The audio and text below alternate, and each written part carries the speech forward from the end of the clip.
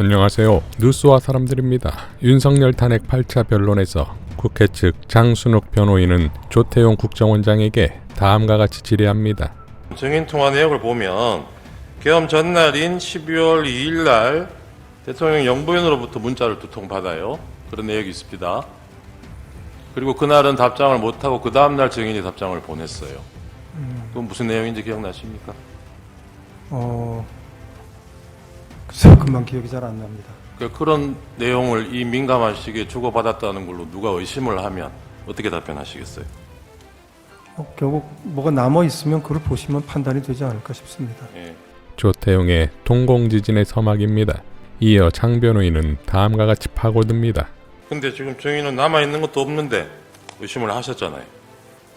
무슨 말씀이신지 잘 아까 질문을 이해하지 못했습니다. 그 야당 의원하고 1차장하고 이 무렵에 연락 주고받은 게 이상하다고 의심을 하셨잖아요. 그러니까 12월 3일 밤 12시가 넘어서 계엄과 관련해서 네. 야당 정보위 간사가 연락을 한다면 제가 아니면 기조실장에도 자연스러울 거라고 말씀드렸습니다. 그러니까요. 그렇게 접근을 하자면 계엄 전날, 당일날 영부인하고 문자 주고받은 거는 더 이상하지 않나요? 국정원장이 영부인하고 왜 문자 주고받습니까? 자주 있는 일은 아니었습니다.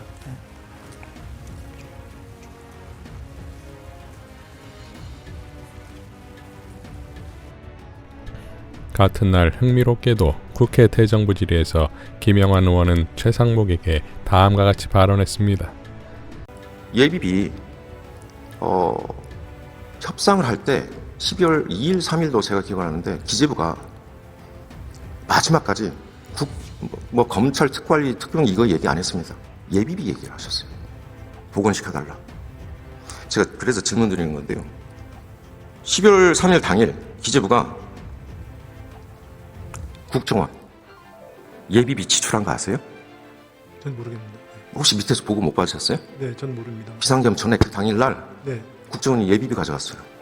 자, 같은 날 김건희라는 이름은 아침부터 거론됐습니다. 이 명단은 누가 작성했을 거라고 보십니까? 그거는 결국은 윤석열 그리고 김영현 그다음에 윤석열에게 직접적인 영향을 줄 수 있는 능력을 가진 사람 한 명밖에 없잖아요. 자신은 그분의 핸드폰을 못 본다는 윤석열에게 핸드폰을 볼 수 없는 사람 김건희 아니겠어요? 근데 저는 그냥 누구를 의심하냐? 예. 저기 김태효와 김건희. 계엄은 명태균 씨 입을 막으려고 한 거다. 예. 김건희 씨 때문이다. 이런 식의 표현을 하셨는데 맞죠? 그런 말씀하신 게. 예, 맞습니다. 그렇게 생각하시는 이유가 뭡니까? 그거 큽니다. 큽니다. 명태균 게이트보다 더 커요. 명태균 씨 주장 말고 변호사님도 그 내용을 알고 나니까 이 정도라면은 이것 때문에 지금 계엄을 했겠구나 싶을 정도예요? 예, 그렇습니다. 쫄아가지고 이판 사판이다 하면서 이리 된 것입니다. 뉴스타파도 명태균 게이트의 핵심인 윤석열, 김건희의 공천 개입 의혹과 검찰의 봐주기 정황을 보도했습니다. 자, 이 정도의 연관성을 갖는 김건희라면 윤석열의 비상계엄을 건의적 시점으로 봐야 하지 않겠습니까? 작년 12월 차규근 의원에 의해 윤석열 비상계엄에서 처음으로 김건희 연관성이 거론됐습니다. 그 당시 쪽지를 준 실무자 말씀하셨는데 혹시 그 실무자 김동조 국정기획 비서관 아닙니까? 전혀 누군지 모릅니다. 전혀 기억이 안 납니다. 김동조 국정기획 비서관 알고는 계시죠? 누군지는? 개인적으로는 압니다만 전혀 그 자리에 제가 있었던 것도 기억이 안 나고 전혀 모릅니다. 그럼 김동조는 아니었다라는 겁니까? 그건 전혀 누가 줬는지 모르겠습니다. 그 아니, 당시 그게- 상황에는 진짜 그렇습니다. 제가 저는 12월 3일에 그 상황이 집에서부터 여기까지 카메라에 박제된 것처럼 기억이 선명한데 장관님께서는 그 중요한 쪽지를 준 대통령실 실무자가 누군지 지금 기억이 안 난다는 말씀인가요? 기억이 안 납니다. 그 말이 된다 생각하시면 지금 말이 안 되는데 그렇게 기억을 그렇게 하고 있습니다. 말이 안 된다고 생각할 수 있겠지만 전 당시에 경황이 없었고 그 쪽지는 저한테 관심사항이 아니었습니다. 네, 됐습니다. 김용현도 다음과 같이 발언했습니다. 실무자를 통해서 기재부 장관에게 전달했다 하셨죠? 네, 그렇습니다. 그 실무자가 누굽니까?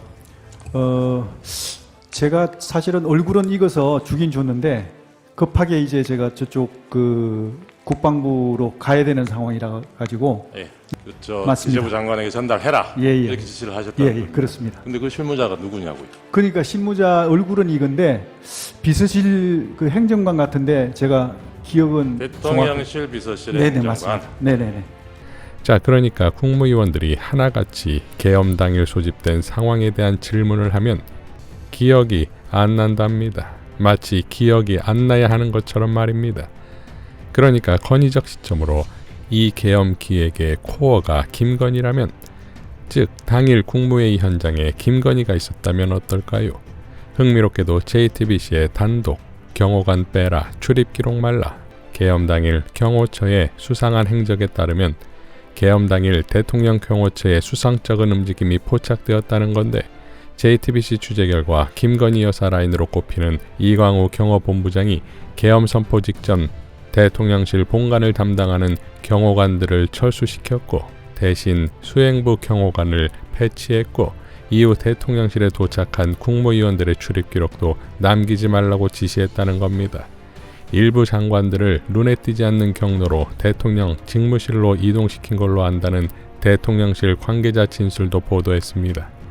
자, 그러니까 이러한 조치가 김건희 출입을 위한 조치라면 어떨까요? 황교익 작가는 다음과 같이 밝혔습니다. 마침내 헌재의 윤석열 탄핵 심판에 김건희가 등장하였습니다. 계엄 선포 전날인 12월 2일 김건희가 조태용 국정원장에게 문자를 2번 보냈고, 다음날 조태용이 김건희에게 답장을 보낸 것이 조태용의 증언으로 확인되었습니다. 조태용은 내용이 기억 안 난다고 하지만 기억이 안 날 리가 있겠습니까? 이런 거는 다 밝혀지게 되어 있습니다. 그리고 김건희가 계엄을 전후하여 조태용에게만 문자를 했겠습니까? 선처를 호소할 인간이 아니라는 것은 충분히 아시지 않습니까? 미리 실토하여 징역이라도 조금 줄이라고 충고를 드립니다. 자, 같은 날 MBC는 단독 노상원, 문재인, 유시민, 이준석 수거, 판사, 종교인, 연예인까지 노렸다는 제목의 기사를 보도했는데, 수거 대상이 기존에 알려진 것 외에 500여 명이 있다는 겁니다. 문재인 대통령, 유시민 작가, 박정훈 대령 등은 물론 현직 의원들과 사법부, 노동계, 교육계, 문화계, 체육계 등을 등급별로 구분하고 처리 방법까지 다양하게 계획했는데, 이는 체포가 아니라 학살 수준인 것이며 이를 통해 장기 집권도 구상했다는 겁니다. 자, 이러한 일을 노상원이 단독으로 결정했다? 민간인 노상원이 군을 지휘하려고 할 정도의 뒷배는 누구여야 하겠습니까? 윤석열과 김건희의 말로가 머지않았습니다. 이상 뉴스와 사람들이었습니다. 시청해 주셔서 감사드립니다.